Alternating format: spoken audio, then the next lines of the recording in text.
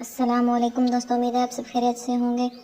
جیسا کہ آپ جانتے ہیں، ہم پڑھ رہے ہیں نبی کریم صلی اللہ علیہ وسلم کی زندگی کے بارے میں کتاب حیات التجربہ، اور آج ہم پڑھ رہے ہیں ہجرت حبشہ اور نجاشی کے دربار میں مسلمانوں کا جانا۔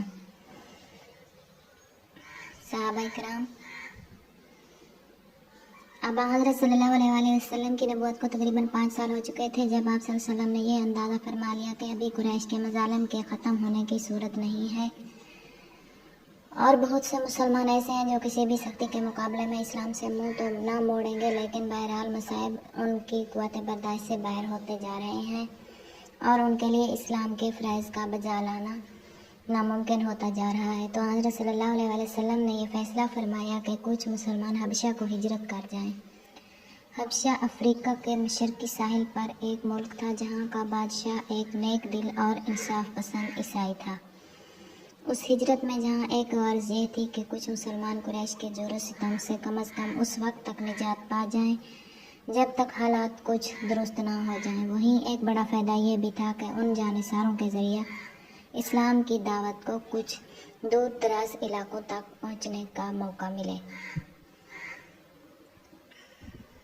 چنانچہ پہلی بار 11 مرد اور 4 عورتیں اس ہجرت کے لیے تیار ہو گئے۔ ان لوگوں نے 5 نبوی میں ماہ رجب میں سفر کیا۔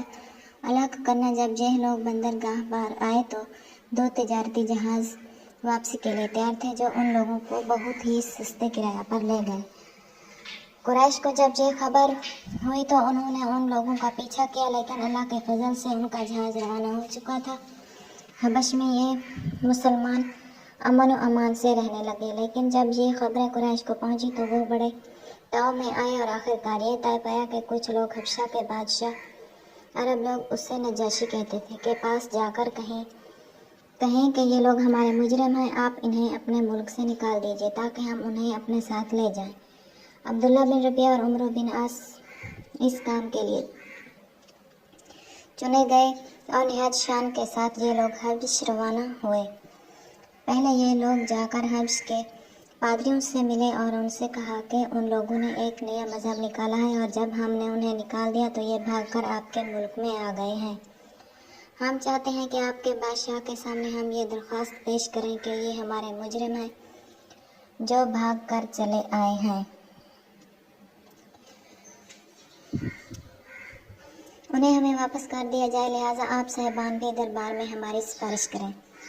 مسلمان نجاشی کے دربار میں جب مکے والوں نے کہ یہ درخواست نجاشی کے سامنے پیش ہوئی تو اس نے مسلمانوں کو بلا بھیجا اور پوچھا کہ تم نے کون سا نیا مذہب ایجاد کیا ہے؟ مسلمانوں نے اپنی طرف سے بات چیت کرنے کے لیے حضرت جعفر بن ابی طالب، حضرت علی کے بھائی، کو مقرر کیا۔ آپ رضی اللہ تعالیٰ عنہ نے دربار میں اس موقع پر جو تقریر فرمائی وہ تاریخ کی کتابوں میں محفوظ ہے۔ اس کا خلاصہ یہ ہے: اے بادشاہ، ہم ایک عرصے سے جہالت اور گمراہی کے اندھیروں میں بھٹک رہے تھے، ایک خدا کو بھول کر سینکڑوں بتوں کی پوجا کرتے تھے، مردار کھاتے تھے، زنا، لوٹ مار، چوری اور ایک دوسرے پر ظلم کرنا ہمارا رات دن کا کام تھا۔ ہمارا ہر طاقتور اپنے سے کمزور کو کھا جانے پر فخر کرتا تھا، غرض یہ کہ ہماری زندگی درندوں اور جانوروں سے بدتر تھی۔ اللہ کی رحمت دیکھیے کہ اس نے ہمارے حال پر رحم فرمایا۔ ہم میں سے ایک شخص ایسا پیدا ہوا جسے اللہ نے اپنا رسول بنایا۔ ہم اس کے نسب سے واقف ہیں، وہ نہایت شریف ہے۔ ہم اس کے حالات سے واقف ہیں، وہ انتہائی سچا، امانت دار اور پاک دامن ہے۔ دوست اور دشمن سب بھی اس کی نیکی اور شرافت کے قائل ہیں۔ اس نے ہم کو اسلام کی دعوت دی اور یہ سکھایا کہ ہم پتھروں کو پوجنا چھوڑ دیں، صرف ایک اللہ کو اپنا آقا و مالک تسلیم کریں اور اسی کی بندگی اختیار کریں، سچ بولیں، قتل و غارت سے باز آئیں، یتیموں کا مال نہ کھائیں، پڑوسیوں کی مدد کریں، زناکاری اور دوسری گندی باتوں سے بچیں، نماز پڑھیں، روزہ رکھیں، اللہ کی راہ میں اپنا مال خرچ کریں، ناداروں اور غریبوں کی مدد کریں۔ ہم اس پر ایمان لائے، شرک اور بت پرستی کو چھوڑ دیا اور تمام برے کاموں سے توبہ کی۔ اس پر ہماری قوم ہماری دشمن ہو گئی اور ہمیں مجبور کرتی رہی کہ ہم پھر پلٹ کر انہی کے دین پر آ جائیں، اور اس غرض کے لیے اب یہ لوگ آپ سے ہماری واپسی کے لیے اصرار کر رہے ہیں۔ نجاشی نے کہا: اچھا، تمہارے نبی صلی اللہ علیہ وسلم پر اللہ کا جو کلام اترا ہے اس کا کچھ حصہ پڑھ کر سناؤ۔ حضرت جعفر نے سورہ مریم کی چند آیات پڑھ کر سنائیں۔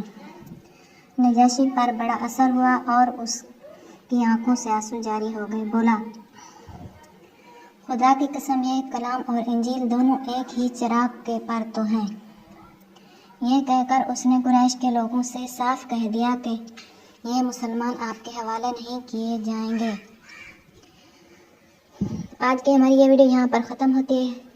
ہم اپنی اگلی ویڈیو کے ساتھ پھر آپ کی خدمت میں حاضر ہوں گے۔ تب تک کے لیے اللہ نگہبان۔